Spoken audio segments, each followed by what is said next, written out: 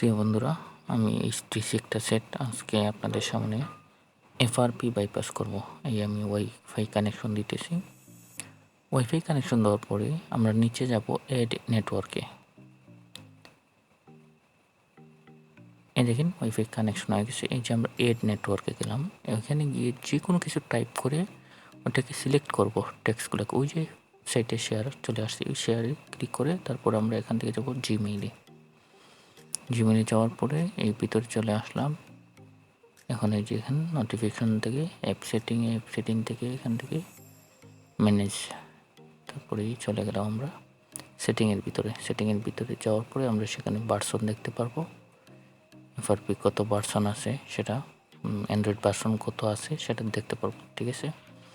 তারপর আমরা চলে গেলাম অ্যাপ সেটিংয়ে, অ্যাপ্লিকেশনে যাওয়ার পরে আমরা গুগলে গেলাম। গুগলে যাওয়ার পরে আমরা চলে যাবো এখন এই দেখেন অ্যাপ সেটিং। আবার এরপরে এই যেখানে খুব সহজেই আপনারা যখন ভিতরে চলে যাবেন তখন সেখান থেকে আপনারা ক্রোম ব্রাউজার অন করতে পারেন।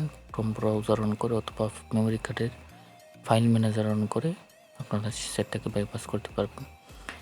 ওই অ্যাপ সেটিংয়ের ভিতরে চলে গেলে আপনারা মেমোরি কার্ড দিয়ে বাইপাস করতে পারবেন, অথবা ওইখান থেকে যেই জায়গায় আমরা ক্লিক করছি ফাইল ম্যানেজার, ওই জায়গায় আপনারা Google Chrome Chrome browser select করলেই ব্রাউজার চলে আসবে। যদি আপনাদের কাছে মেমোরি কার্ডে ফাইল না থাকে তাহলে আপনি ওই ব্রাউজার থেকে ফাইল ডাউনলোড করে সেটাকে বাইপাস করতে পারেন। আমার কাছে মেমোরি কার্ডে ফাইল ছিল, এই জন্য আমি ফাইল সিলেক্ট করে ফাইল ম্যানেজারে ঢুকে পড়লাম, তাই সেখান থেকে আমি বাইপাস করব।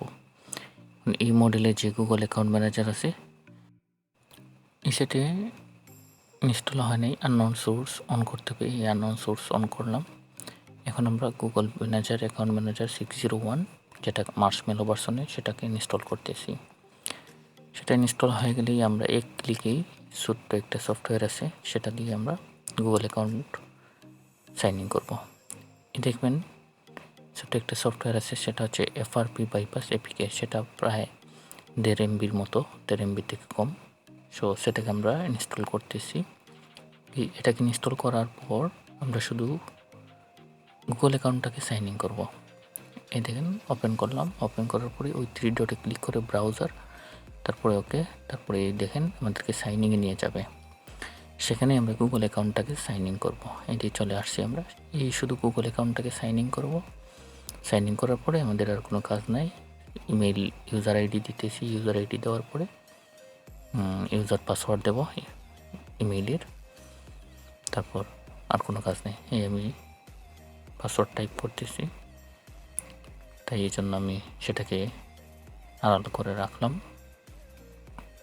এই সাইনিং হচ্ছে।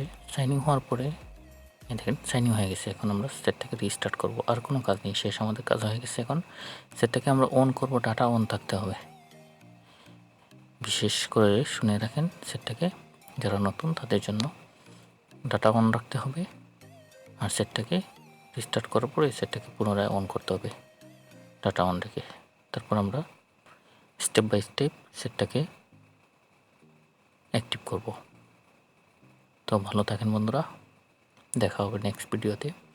পুরো ভিডিও দেখেন, আমি আপনাদের সাথে আছি, সবসময় থাকবো ইনশাল্লাহ।